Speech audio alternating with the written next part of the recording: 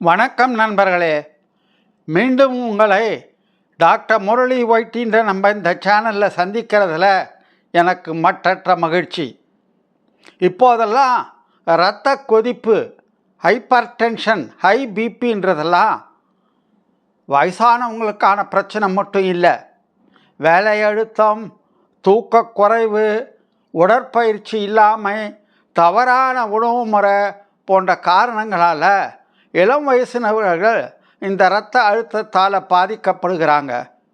இந்த வீடியோவில் அதுக்கான காரணங்கள், அறிகுறிகள், பரிசோதனைகள், சிகிச்சை, உணவு முறை மற்றும் தடுப்பு முறைகளை பற்றி முழுமையாக பார்க்கலாம்.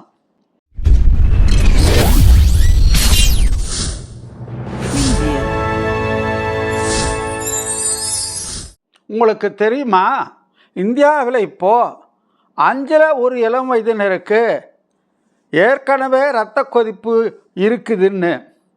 அநேகம் பேர் தங்களுக்கு பிபி இருக்கிறதே தெரியாமல் வாழ்ந்துட்டுருக்காங்க. சரி, ஹைப்பர் டென்ஷன்னா என்ன? இரத்த கொதிப்புன்னா சாதாரணமாக நார்மலாக 120/80 மில்லிமீட்டர் மெர்க்குரி இருக்கணும் இந்த இரத்த அழுத்தம். ஹைப்பர் டென்ஷன்னா தொடர்ந்து 130/80 மில்லிமீட்டர் மெர்க்குரிக்கு மேலே இருந்தால், அதிகமாக தொடர்ந்து இருந்தால் ஹைப்பர் டென்ஷன்னு சொல்கிறாங்க. இதுதான் இப்போ லேட்டஸ்ட் கைட்லைன். 130/80 விட அதிகமாக இருந்தால். இந்த ஹைப்பர் டென்ஷன்றது 2 விதமாக இருக்குது. ஒன்று பிரைமரி ஹைப்பர் டென்ஷன், எசென்ஷியல், முதன்மை. இதுக்கு கண்டுபிடிக்கக்கூடிய காரணங்கள் எதுவும் கிடையாது. செகண்டரி, 2ஆம் நிலை ஹைப்பர் டென்ஷன்றது உடலின் மற்ற பிரச்சனைகள் காரணமாக வர்றது. சிறுநீரகம், தைராய்டு போன்றதுனால. அடுத்தது, என்ன காரணங்களால் இந்த ஹைப்பர் டென்ஷன் வருது? முக்கியமானது சோம்பேறித்தனத்தினால, உடற்பயிற்சி இல்லாமல் சோம்பேறித்தனமான வாழ்க்கை முறையினால். அடுத்தது அதிக உப்பு உட்கொள்கிறது, ஜங்க் உணவு, பேக்கேஜ் ஃபுட் ஸ்நாக்ஸ் சாப்பிட்றது, உடல் பருமன் மற்றும் எடை அதிகமாகிறது, மன அழுத்தம் மற்றும் கவலையினால், வேலையினால், உறவு முறையினால், பரீட்சைகள்னால், மோசமான தூக்கம் சரியில்லாமல் நேரம் கடந்து தூங்கிறது, இதனால் புகைப்பிடிக்கிறது, மது அருந்ததுனால, மொபைல் டிவி ஜாஸ்தி பார்த்து கொண்டிருக்கிறதுனால, அதிக ஸ்க்ரீன் டைம். கடைசியாக மரபணு காரணங்களால். இந்த இரத்த கொதிப்பின் அறிகுறிகள் என்ன? அநேக இளம் வயதினர்களுக்கு அவங்களுக்கு இது இருப்பதே தெரியாமல் இருக்குது. இந்த பிபி அறிகுறிகள் தெரியாமலேயே இருக்கலாம். 1 தலைவலி, முக்கியமாக அதிகாலையில். 2 மயக்கம் அல்லது கண் பார்வை மங்கிறது. 3 நெஞ்சு படபடப்பு. 4 களைப்பு. 5 ரொம்ப ரேர் கேஸில் மூக்கில் ரத்தம் வர்றது. 6 எரிச்சல் இல்லை மூட் ஸ்விங்ஸ்ன்றது. டயக்னோசிஸ் எப்படி கண்டுபிடிக்கிறது? ரெகுலராக பிபி செக் பண்ணால் கண்டுபிடிக்கலாம். ஒவ்வொருத்தரும் 6லேருந்து 12 மாதத்துக்கு ஒரு தடவை கட்டாயம் பிபி செக் பண்ணிக்கணும். இளம் வயசு ஆயிருந்தாலும் வீட்டிலேயே பிபி பார்க்கறது பெஸ்ட்டு. சந்தேகமான கேஸுகளுக்கு ஆம்புலேட்டரி பிபி அப்படின்னு 24 மணி நேரம் பிபி கண்காணிப்பு பார்க்கறது உண்டு. செகண்டரி காசஸ் இருக்கான்னு கண்டுபிடிக்கிறதுக்காக சில பேருக்கு சிறுநீரக செயல்பாடு சோதனைகள், kidney function test, thyroid stimulating hormone test TSH, எலக்ட்ரோகார்டியோகிராஃப் ECG முதலியன செய்கிறது உண்டு. சிகிச்சை என்ன செய்யலாம்? சிகிச்சைனா 1 வாழ்க்கை முறை சீரமைப்பு, 2 உணவு முறை மாறுதல்.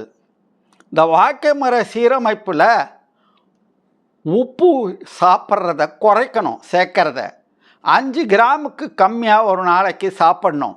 தினமும் 30 நிமிஷமாவது உடற்பயிற்சி செய்யணும். வாரத்துக்கு 150 நிமிஷமாவது உடற்பயிற்சி செய்யணும். நடைப்பயிற்சி செய்யலாம் அல்லது யோகா செய்யலாம், சைக்கிள் ஓட்டலாம். 3வது எடை குறைப்பது முக்கியம்.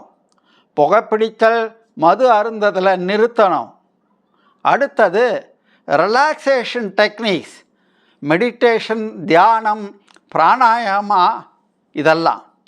சரியான தூக்கம் ரொம்ப முக்கியம். தூக்க நெறிப்படுத்துதல். உணவு முறை பழக்கங்கள், டேஷ் டயட்ன்றது, dietary approaches to stop hypertension. இதை பற்றி நம்ம விவரமாக பார்க்கலாம். இப்போது தவிர்க்க வேண்டிய உணவுகள் எதுன்னு பார்க்கணும். ஊறுகாய், பப்படம், டின்னில் அடைக்கப்பட்ட உணவுகள், பேக்கரி ஐட்டம்ஸ், இதெல்லாம். சாப்பிடக்கூடிய உணவுகள் என்னன்றது பற்றி இப்போ விரிவாக பார்க்கலாம். முதல்ல கீரை வகைகள், லீஃபி கிரீன்ஸ், கீரைகள், முருங்கை, வெந்தயம், கொத்தமல்லி, இதெல்லாம். பழங்க, வாழைப்பழம், மாதுளை, ஆரஞ்சு, பெர்ரிஸ், ஆப்பிள், இதெல்லாம். இரத்த குழாயை ரிலாக்ஸ் பண்ணுற உணவுகள், பூண்டு, பீட்ரூட், இதெல்லாம். பருப்பு வகைகள், பச்சைப்பயிறு, கொள்ளு, உளுந்து, ராஜ்மா, கொண்டக்கடலை, இதெல்லாம். நட்ஸும் விதைகளும். அடுத்தது ஆளி விதை, பாதாம், வால்நட்ஸ். முழு தானியங்கள், ப்ரௌன் அரிசி, சிறுதானியங்க, முழு கோதுமை, ஓட்ஸ், இதெல்லாம். குறைந்த கொழுப்புள்ள பொருட்கள், பால் பொருட்கள், தயிர், மோர், டோன்டு மில்க், இதெல்லாம். மூலிகை டீ, கருவேப்பிலை, அஸ்வகந்தா, துளசி டீ, செம்பருத்தி டீ, இதெல்லாம் பெஸ்ட். ஹைட்ரேஷன், நீரேற்றம். ஒரு நாளைக்கு 2.5 to 3 லிட்டர் தண்ணி குடிக்கணும். கஃபீன் உள்ள உணவுகளை தவிர்க்கணும். அடுத்தது மருந்துக. எல்லாருக்கும் மருந்து தேவைப்படாது. வாழ்க்கை முறை சீரமைப்பு, உணவு முறை மாற்றங்கள் பலனளிக்கலை அப்படின்னா மருந்துக்கு போகிறத பற்றி யோசிக்கலாம். அம்லோடிபின், இந்த டெல்மிசாட்டான், இதெல்லாம் நிறைய இருக்குங்க மருந்துக. இளம் வயசினர் வாக்கம் மொத்தம் மாத்திரை என்று கவலைப்படுவாங்க. கவலைப்பட வேண்டியதில்லை. கட்டுப்பாடோடு இருந்தால் மாத்திரைகளை குறைக்கலாம், நிறுத்தலாம் என்பதை அறிவுறுத்தணும். மருந்து மாத்திரைகள் இல்லாமல் எப்படி இருக்க பிபியை குறைக்கிறது அப்படின்றத பற்றி நம்ம தனியாக ஒரு வீடியோ நம்ம சேனலில் போட்டிருக்கோம். அதுக்கான கால் மேலே வருது பாருங்கள். மருந்துகள் ரெகுலராக சாப்பிட்டு பிபியை சரி செய்வது, சிறுநீரக பரிசோதனையை செய்தால் எந்த பிரச்சனையும் வராது. எப்படி தடுக்கிறது? ப்ரிவென்ஷன்.